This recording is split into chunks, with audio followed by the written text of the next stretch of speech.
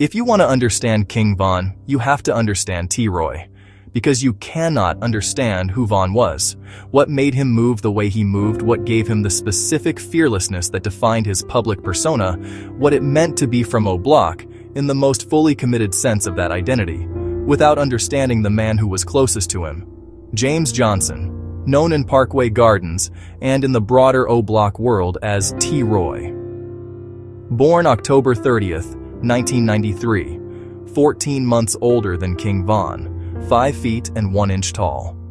This is a detail that the documentary record mentions almost every time T-Roy is described, and it is worth pausing on.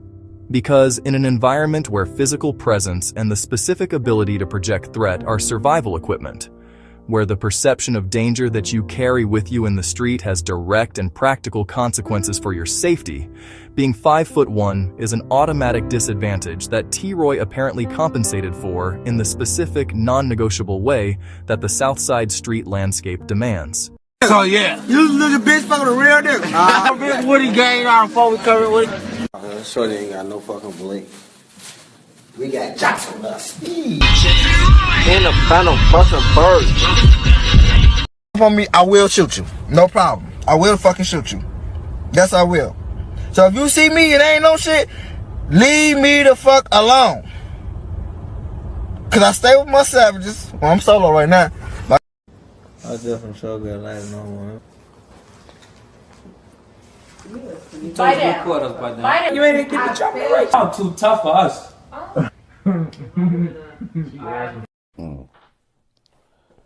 But it was insane. When I heard the story, I'm like, what? Who killed T-Roy? Yeah, nah, I ain't name dropping, right? But the motherfucker said, I'm like, gang, the Yu-Gi-Oh player? On Took the whole time, folks not a Yu-Gi-Oh player no more. Folks him out here. I've been in jail too long. Oh, you've been misupdated. Motherfuckers ain't updated that motherfucking move. I ain't sick the roster, gang. My shit was still pending. About drilling, he used to always talk to me like this shit Troy wanted to talk about. He wanted to talk about drilling. He wanted to talk about where you supposed to shoot a nigga at, where you supposed to hit a nigga at. He the first nigga he'd tell me. Like, bro, everybody be want to aim for the head. Niggas be surviving off these headshots. You hit a nigga in that heart, what he gonna do? And that shit stuck with me. And then he told me, like, man, you know, I'm short, bro. I'm short. He like, I'm little as hell, motherfucker. I ain't got time to reach for a nigga top.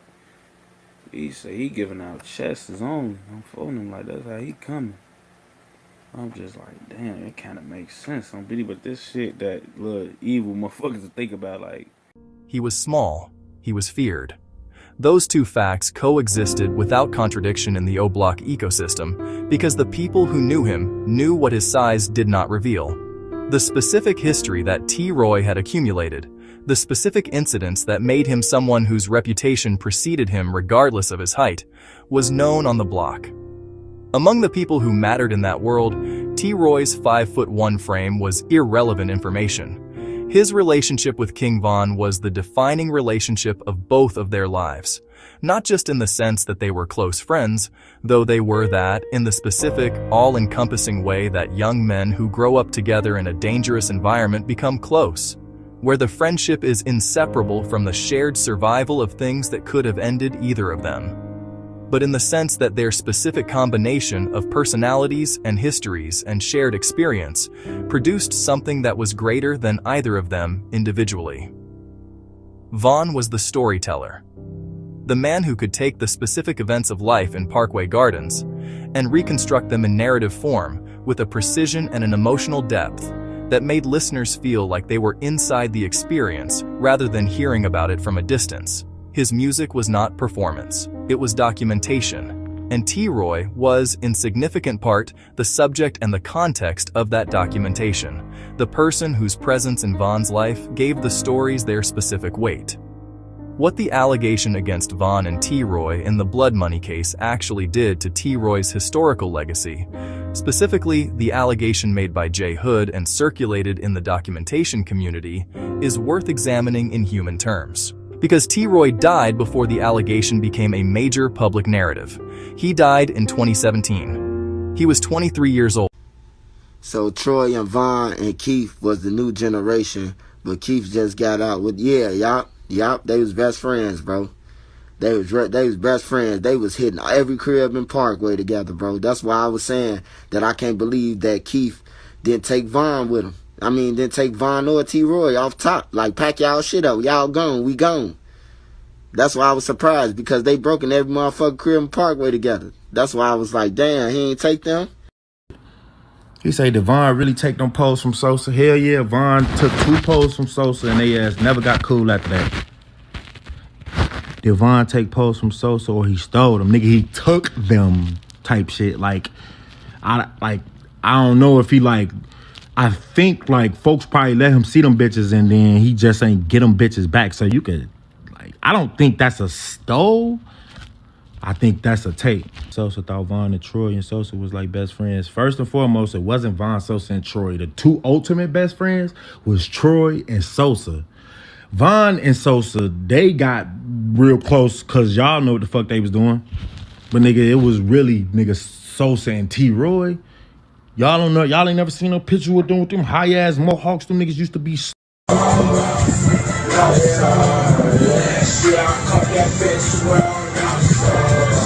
Another funny story with Vaughn, him, Keef, and T. Roy.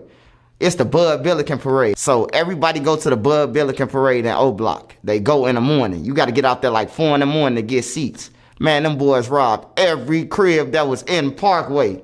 Every crib. I'm talking about everybody coming out by the hundreds. Somebody took my flat screen. Somebody took my flat screen. Somebody took my flat screen. My game gone. On everything, bro. These boys done hit the whole. We had to convince them to get that shit back. On everything. Remember running them bitches' cribs and niggas' cribs. Taking TVs and everything we see. DVDs and every DVD. I remember when I stole a TV from the church. I was always the one outside first. We gotta get up. We gotta get up with you. You was spin out by. As big as hell though, that's crazy though. Right. Hey, I'm an old man now. Hell no, he's I know for a fact, both niggas was like made for each other, folks. Like, you could just see, y'all could see, y'all ain't even seeing as much as me, folks. But on Steve, I know y'all can see these niggas love for each other, folks. It's not even like we bonded through bad shit. Like, oh yeah, you a gangster too. Like, cause that's why I used to kind of feel like him and V. Roy bond was. Like, they loved each other to death, but they real love from each other. To me, it felt like it come from like, folks, you do that, I do that. You get over wild, I get over wild. You got dreads, I got dreads. You short up tall. I'm like a tall version of you. You like a short version of me, folks, on BE. Like, they kind of like got closer, folks, and was even more infatuated with each other. Every drill they did, they grew closer, folks. Every sliding session that one of them came off, it just made them love the fuck out the other savage even more. Because they stand on the business. And they both OD Perry shorties. I ain't gonna lie, like, they both OD Perry shorties. These is OD shorties. On BD, I ain't gonna lie, these OD little brothers, they got that shit straight from O. And T. Roy, really, he was doing it first. Not too long before V. Roy, but T. Roy was the first badass. He was to have him under his, you know, first drill and everything. It was T. So me and him was like the menaces on the block. Our phones run 24/7 on OBlock. 24/7. Everybody call our phone like, man, folks, they just came through here. Man, folks, they just did this. Man, they just did that. Oh, Vaughn ain't over here. We need you to come over here. We need you to come over there. Like, we was in everything moving on that motherfucking block. Like, you know, T. Roy too. You know what I'm saying? Like, but a lot of them niggas want to move. Because a lot of them niggas weren't trying to go to jail. 2017. He was 23 years old. 23. The same age that so many of the men in this story did not survive past. The specific arithmetic of the Southside, where the average lifespan of a young man operating in the frontline positions of street conflict is measured in the low 20s, claimed T. Roy at 23 years old. The documentation of T. Roy's death, the specific circumstances, the specific location, the specific chain of events is part of the public record. What matters for this documentary is not the forensic reconstruction of how he died, but the human fact of who he was before he died. A 23-year-old man who had been one of the most significant figures in King Von's world. A person whose presence had been so central to the specific atmosphere of OBlock that his absence reorganized the emotional landscape of everyone who remained. Von's public response to T-Roy's death, documented in his music and in interviews, was the response of someone who had lost the person they were closest to, not the performed grief of a public figure managing a public moment. The actual, specific, visible grief of a man whose best friend was gone. And the allegation that T-Roy, who was dead by the time the allegation became a major public conversation, who could not speak for himself, whose family was now left to carry the weight of an accusation against a person they loved, was responsible for Blood Money's death, is an allegation that the honest account must treat with the specific care that posthumous accusations deserve. T-Roy cannot respond. His family has to live with the accusation. The counter-evidence exists in the public record. Blood Money's family's statement that the killer died in 2015. The account of the man who was with Blood Money that night who survived and also denied OBlock's involvement. That counter-evidence deserves to be given the same weight as the accusation. The human truth of T-Roy's story is this. A 23-year-old man from Parkway Gardens, 5 feet and 1 inch tall, who was the best friend of one of the most significant artists of the drill era, whose own story was compressed into too few years, whose name is now attached to an allegation he cannot defend himself against, whose legacy is being written by people who were not there the night Blood Money was killed. Shout out King Von too. Well, but and my homie think I killed this cousin. Well, oh well. Took his chain. I was mad with Troy got smoked. On 2nd grade, I was blue. I posted the 9. On photo, you know, me and Troy made the pact with each other before he get that. After I smoke you, I'm gonna quit. I'm gonna tell you I'm done gang banging. I said the same shit. So I'm like, you know. So I was mad, like, photo. Why y'all doing that to these people, folks? You know, T-Roy, T-Roy asked me that question before. T-Roy asked me a question. He said, what if, while you was locked up, one of the guys smoked your little brothers, what would you do? I said, shit, he going with him. I don't get no who it is. You going with him. That's just how my mind is. I ain't got the mind like everybody else, bro. I don't know. I'm just different from a lot of people. Like I'm riding with mines all day, every day. Like I don't get no. It's against whoever. He knew what answer. One thing about T-Roy, bro. When he asked me that question, he already knew the answer to it. He already knew what I was gonna say. He was like, damn, and then we was gonna have to smoke you too. Damn. Cause he knew. Everybody know how I am. You kill my little brother, you might as well kill me too. And I mean, you know, T-Roy was a fool from what I understand. He got was wild, so. But I'm an even bigger one, where I used to be. He deserved better than that. Not because he was perfect. Nobody in this story is perfect. But because he was a person. And persons deserve to be treated as persons. Not as convenient explanations for events that the documentary record does not actually confirm they caused. Here is the chapter that most of the documentation of the OBlock versus Front Street beef glosses over. The chapter about the specific, ground-level incidents. Not the big names, not the famous deaths, not the events that generated national media coverage, but the accumulation of smaller incidents that turned a cold tension into a fully operational hot war. They start with smaller moments, each one adding weight, each one eroding more goodwill, each one chipping away at the shared identity that should have prevented this. The OBlock rage situation is the specific incident many community members point to the moment things went genuinely sideways. Rage was a member of OBlock. He was one of them. Then something happened. Community sources say he was snitched on. That exposure led to him being expelled from OBlock. Expelled and exposed, Rage needed a new community. He found Front Street. Front Street took him in, offering protection and standing. To OBlock, this looked like a provocation. Front Street was effectively taking a position in an internal OBlock dispute. It demanded a response, not necessarily immediate violence, but acknowledgement. Then another incident occurred. OBlock shot an older man, a respected Front Street figure. He was paralyzed. He is in a wheelchair. Shooting an old head is a different moral category of offense. It's seen as total disrespect to the whole formation.